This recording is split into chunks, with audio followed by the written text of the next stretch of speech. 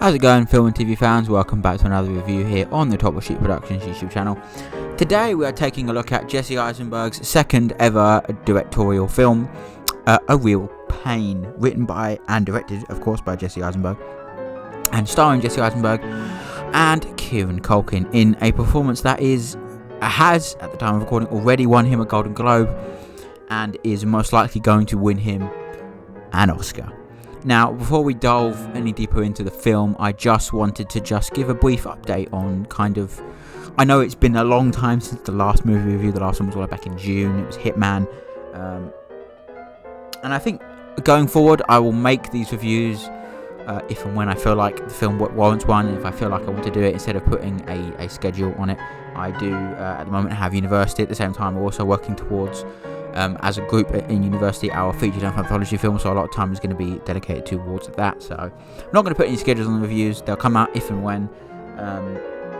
But I wanted to talk about this one specifically because this one is so personal to me in a way that really made me feel something that a lot of films these days don't make me feel or make many people feel anymore. And it does a job that I think film as a medium is meant to do in a way that I haven't seen a film do in a very long time. For me, this film is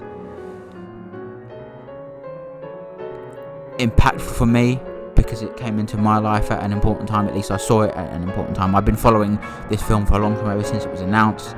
I remember watching the first both trailers when they came out that you're seeing now on the screen, and I also remember attempting to try and go and see the film when it was shown at the BFI London Film Festival last year in 2024, because this is a 2024 film that has only just been released in the United Kingdom yesterday when I saw it.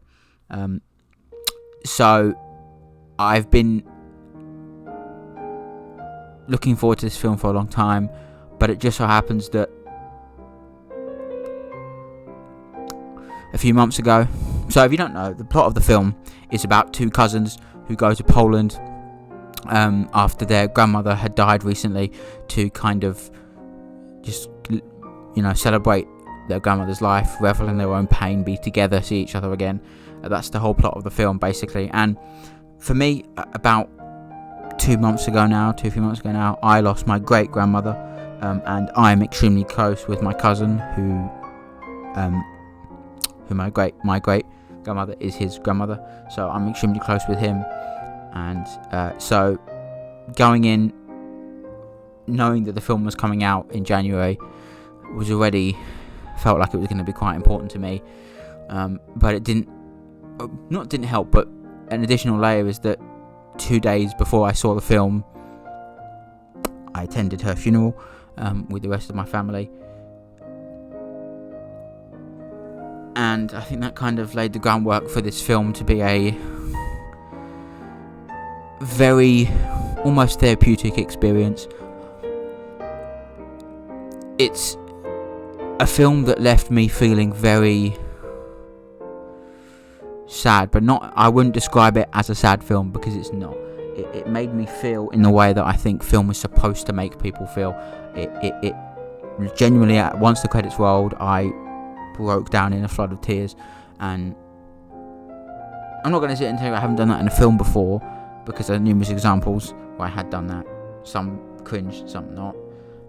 But unlike those times, I wasn't crying because maybe the music or the script or or specific elements had deliberately pushed the emotional level high enough to make you cry.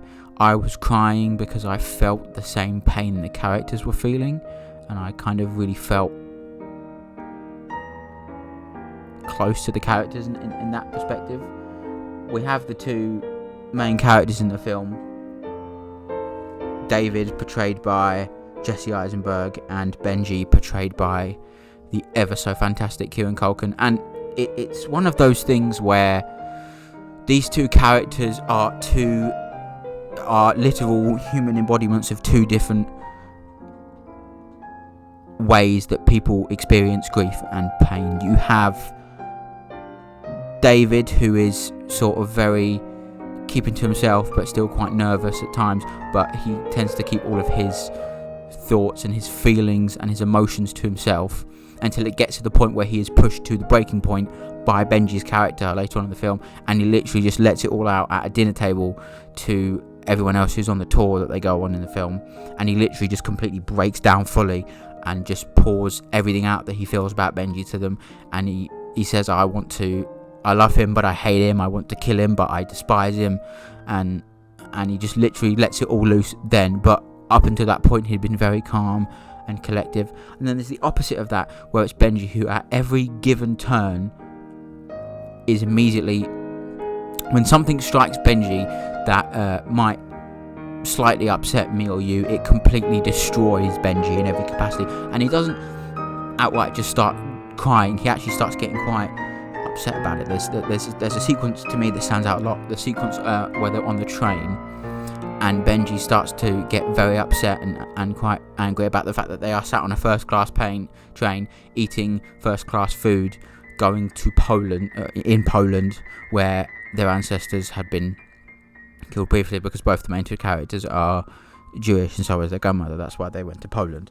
And he literally just completely breaks down and he starts screaming at everyone else, and he starts literally saying, do you not feel the irony here? Do you not feel tremendous pain? Do you not feel that this is wildly inappropriate? To the point where he then takes himself to the back of the train and stays there for the rest of the train journey.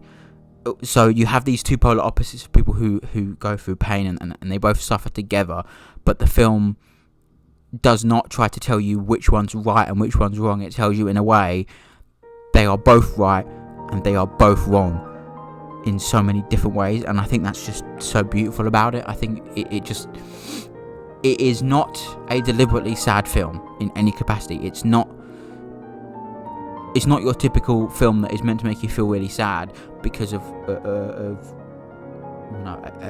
character dying or like certain sequences like that. It's not going to use music to portray sadness in a very specific way to make the audience feel, because the music it does use is classical music composed by Frederick Chopin, I can't pronounce his name, which is brilliantly selected by Jesse Eisenberg. But it's just such a beautiful and heartbreaking portrayal of pain in motion picture form that just, to me, really hit home in a way that I don't think any other film has. And I just, for me, it's my favourite movie of 2024, but it is at the moment one of my favourite movies of all time, just because it entered my life in such an important and timely place. But at that same time, I was chatting to one of my friends about it the other day, and it's like, I can go and, sit here and tell you to go and watch the film as much as possible, and I can say that it's one of my favourite films and I love it and I gave it 5 stars and all that bullshit, that superficial bullshit that just really doesn't mean shit to anyone other than me and maybe the 2 people that watch these videos.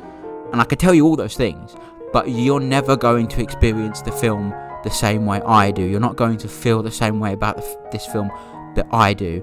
And I think this film has opened my eyes up to that is how everyone sees every film.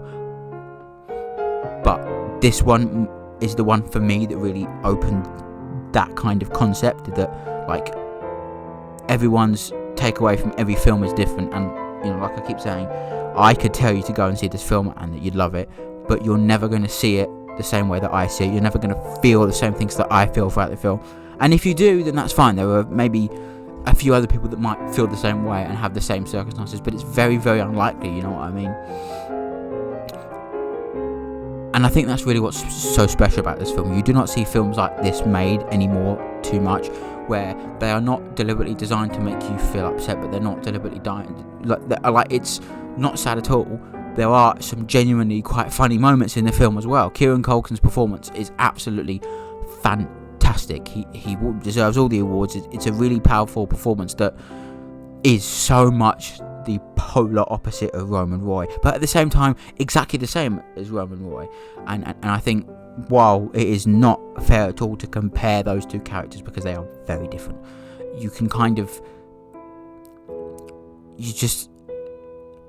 you can see I'm just very lost for words in how I feel about the film, because it's so...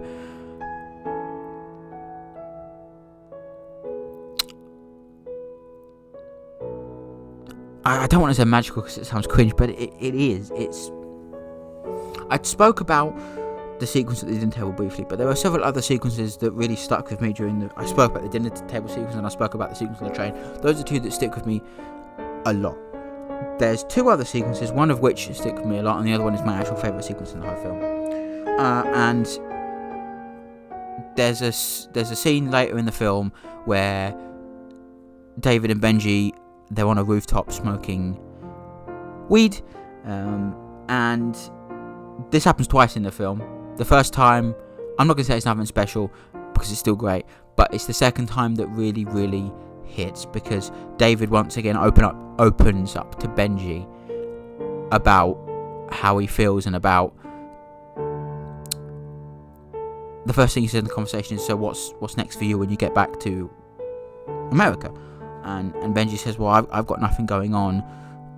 And then David says, well, it starts to talk about why have you not got anything going on, and then he starts to completely just break down about how much he loves Benji but he hates him, and then it all comes to the culmination where he says, I don't get why you tried to take your life. You don't know how much I've always wanted to be you, but not at the same time how much you know. I think there's a quote that someone put in the film that someone wrote as a letterbox review that I saw before the film, and I remember seeing it. I'm thinking that seems like it's just so perfectly describing Benji's character, and there's so many other ways people feel. And that quote is a quote that David says to Benji, and he says, you light up a room and then you shit on everything inside of it. And I think, like, when you look at Benji's character, that is exactly... You see that in several scenes in the film where he clearly, everyone on the tour loves him, but then there were several sequences where he literally breaks down and he starts screaming at people. He screams at the tour guide. He basically tells the tour guide to fuck off at one point. He tells the tour guide to, stop doing this and that, and he burps very loudly at the dinner table, or things like that, where that quote really stuck with me a lot, I think. And I don't even think I can sit here and like tell everyone to go and watch it, because I don't want to gatekeep it either, but like it's difficult because it's so beautiful, this film. And I even say that any of you who are feeling the pain of loss or anything like that I would go and actively search out this film and find it, and that's what's so beautiful, I think, about it, because you could make a really, really great film purely about sadness and the depression that perhaps loss could drive you to, but the film didn't decide to do that. It decided to still tackle that, but it also decided to just show you these two guys both feeling the same things in different ways, experiencing in different ways. It's made very apparent through several lines of dialogue that both David and Benji said that Benji had a much better relationship with their grandmother than David did.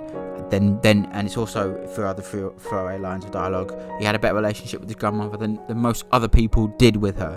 And I think it's important to note those facts, because you've got Benji, who is going through this tremendous loss because she meant so much to him, and David, who says several times throughout the film that he's really there to care for Benji, to look after Benji, not that he isn't there to go through that same pain and loss as well, but like he's just there to be with Benji and to help Benji through that time. So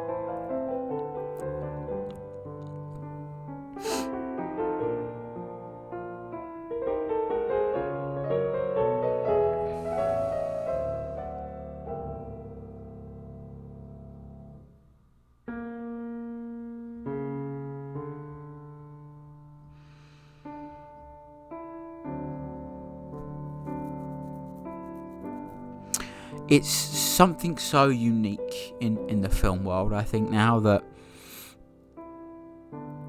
it's not going to win Best Picture. It's not going to win it is most likely going to win Best Supporting Performance for Kieran Culkin.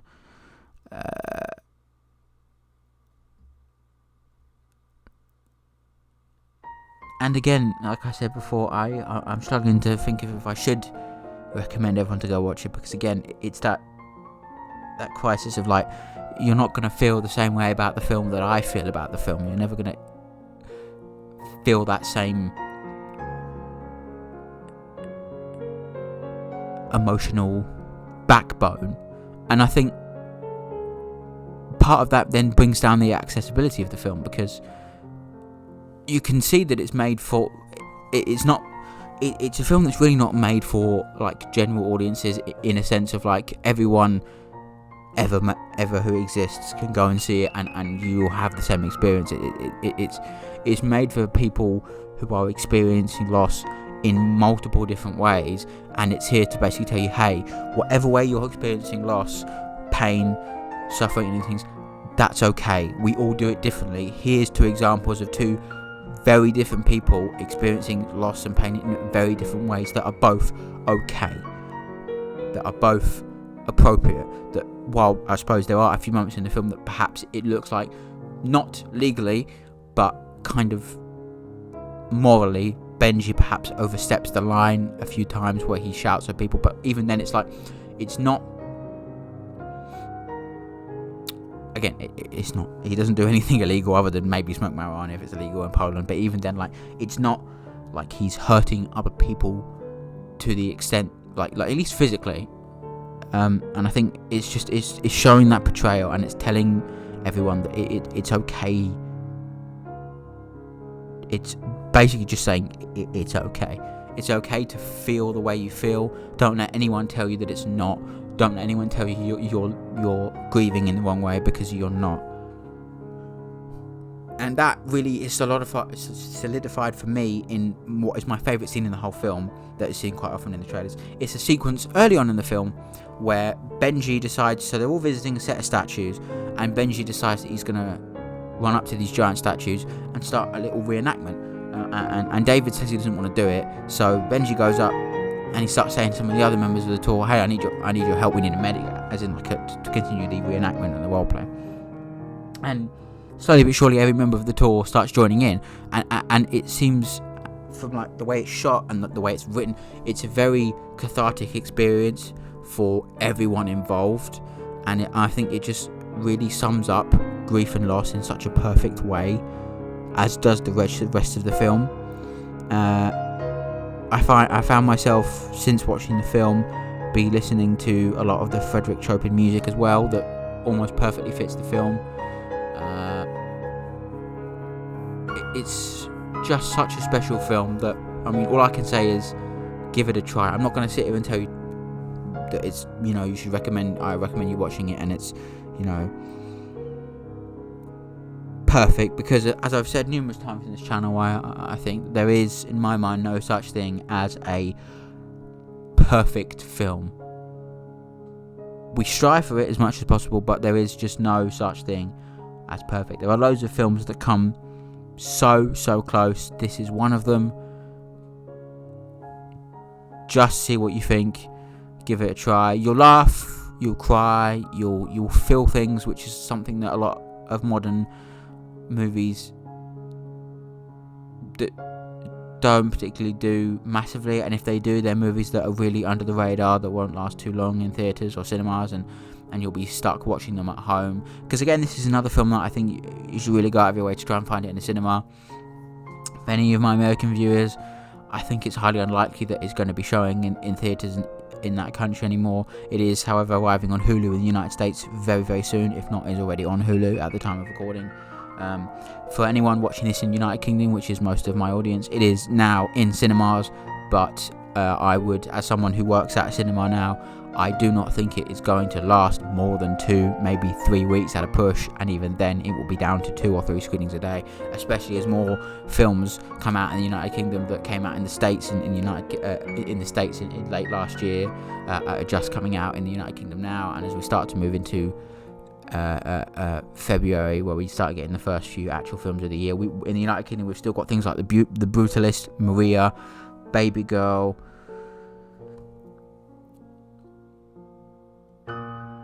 Nickel Boys, A Complete Unknown here. That's a 2025 movie. A Complete Unknown in here. The Brutalist Companion, that might have been this year, might have been last year, I don't know. Saturday Night is another one that's still waiting to come out in this country. The Last Showgirl is also still. So we've got quite a few movies from last year still yet to come out in United Kingdom, and I think looking at that schedule, that eventually within the next couple of weeks, all of those within the next couple of weeks, we've got Maria and Baby Girl coming out tomorrow, Friday the 10th of January. A Complete Unknown, a Complete Unknown, and here on the 17th of January, as well as William Tell and Wolfman as well. So by that point, I think it's going to completely rip this film off of the schedule. Flight Risk and the Brutalist on the 24th of January. So act now if you feel like what you see in the trailers or what I've said compels you to go and watch the film. Please try it out. It's an interesting thing because I study film, and I'm speaking to my lecturers the other day, and of the 3 lecturers that I have, one of them had heard of the film and had seen it via a VPN, and the other one had not heard of it whatsoever, and once I mentioned it, felt inclined, and I did mention how it is personal to me, things like that, and once I had mentioned those kind of things, he went out of his way to watch the trailer, and then he came up to me and said, I actually think that looks really good, I'm going to check it out. I'm kind of surprised that I've not heard of it before.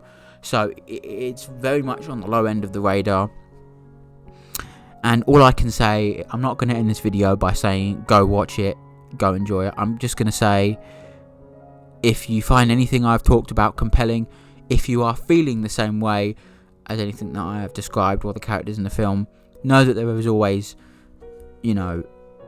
help, and that grieving is a process that can manifest in various different ways, form in various different ways. It's okay to feel that way. Go and check the film out if you feel so inclined. It might help you. It has helped me a lot, and it just continues to shine to me the reason why film is so important. Film is meant to make you feel. It's meant to make you feel all kinds of things, not just sadness. It's very important to know. I'm not going to sit here and tell you that every film needs to make you feel sad, because it doesn't. It's meant to make you feel happiness, sadness, joy, pleasure, love, loss, sorrow. Every kind of emotion, film is meant to make you feel. And each different film sets out trying to tell a different, makes people feel a different emotion. And this one just happened to choose sadness with a little bit of comedy here and there as well. That genuinely works, I think, because it breaks it up so perfectly. Not everything is so. I'm not going to say more because that's not the case, but it's one of those things where I was speaking to someone else about it the other day, and they said, well, it's really bad that the film made you sad, and I went, well, actually no, it's not, because again, that is what film is meant to do. It is meant, in my eyes at least, I don't know how everyone feels about it, film is a medium that is meant to be almost a cathartic palette. I always see film as a way to tell any kind of story about anything whatsoever. For me, it's how I can express myself, how I want to express myself, and I think that's how a lot of filmmakers feel as well. Especially, there's always 2 types of films. There's your blockbuster action films that they're fine, they need to exist in the ecosystem, they're wonderful, they're enjoyable, they're great fun to watch. And then there are the other type of film, which is, nowadays people call it indie, but it's the type of film that makes you feel, that are filmmakers that are pushing the medium forward. Those other kind of films, I'm not going to say they're not pushing the medium forward, because every film does do that, but these other kind of films that really make you feel, independent movies that really just do so much, really push the medium of film, and are, in my opinion, the few surviving threads of what film used to be, what film started off as, essentially. I know I'm on a bit of a tangent now, but just consider having a look at the film, thinking about it. Check it out if you want to. It's a very interesting watch. I've been Bill. This has been the Talbot Street Productions YouTube channel. Enjoy your day, and bye bye for now.